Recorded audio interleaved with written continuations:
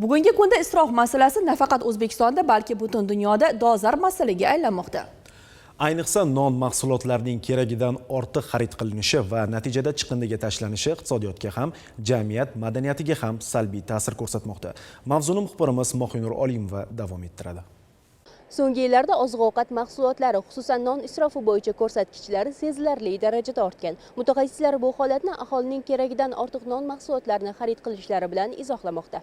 Biz ham masalani o'rganish chog'ida ayrim hududlarda kuniga yuzlab nonlarning chiqindiga tashlanayotganiga guvoh bo'ldik. Kun davomida ko'plab nonlar ishlab chiqarilib, do'kon va bozor peshtaxtalariga yetib keladi.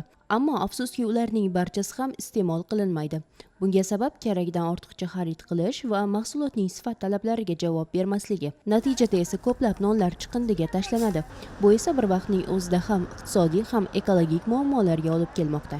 Toshkent shahar maxsus transida hozirgi kecha kunduzda 1500 ga yaqin chiqindi yig'ish maydoni bor. Biza 1150 tasiga xizmat ko'rsatamiz. Shu ko'p qavatli imoratlarning oldida. Bu chiqindi yig'ish maydonida saralash uchun non mahsulotlari, oziq-ovqat mahsulotlari, plastmassa qoldiqlari, temir qoldiqlari, lampaga hamda batareya qoldiqlari, plastmassa, hozir hammasiga biza alohida qutilar olib qo'yib qo'yilgan. Lekin aholimiz hozirgi kecha kunduzda mana oxirgi paytlarda aytaman, nonga bo'lgan e'tiborsizligi tufayli saqal non mahsulotlari chiqindiga juda ham ko'p chiqyapti. Mana o'ylang, bitta chiqindi yig'ish maydonidan 4 kilogramdan 7-8 kilogramgacha kuniga chiqyapti.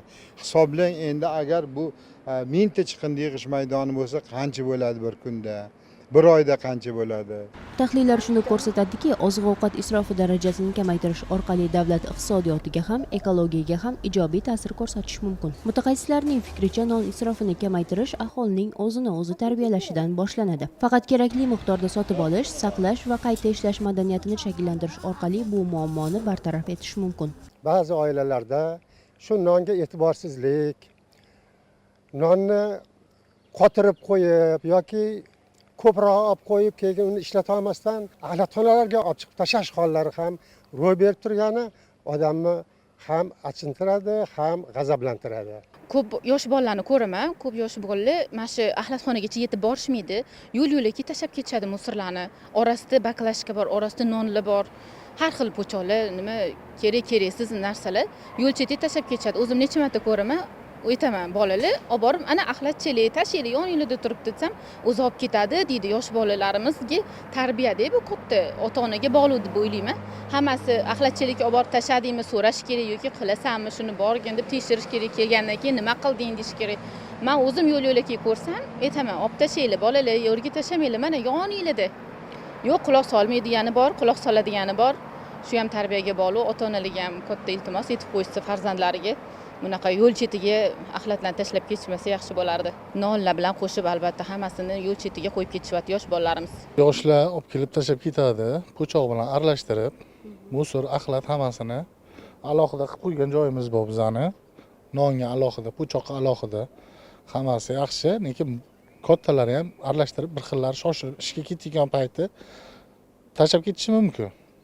Ularni biz ayirib olamiz biz. Chiqindiga tashlanayotgan nonlar nafaqat iqtisodiy yo'qotish, balki jamiyatning oziq-ovqatga bo'lgan mas'uliyatini ko'rsatadi. Shunday ekan, bu masalada har bir fuqaroning hushyorligi va e'tibori muammoni bartaraf etishda muhim o'rin tutadi. Mohinur Olimova, Rahmatilla Qudratov, yoshlar.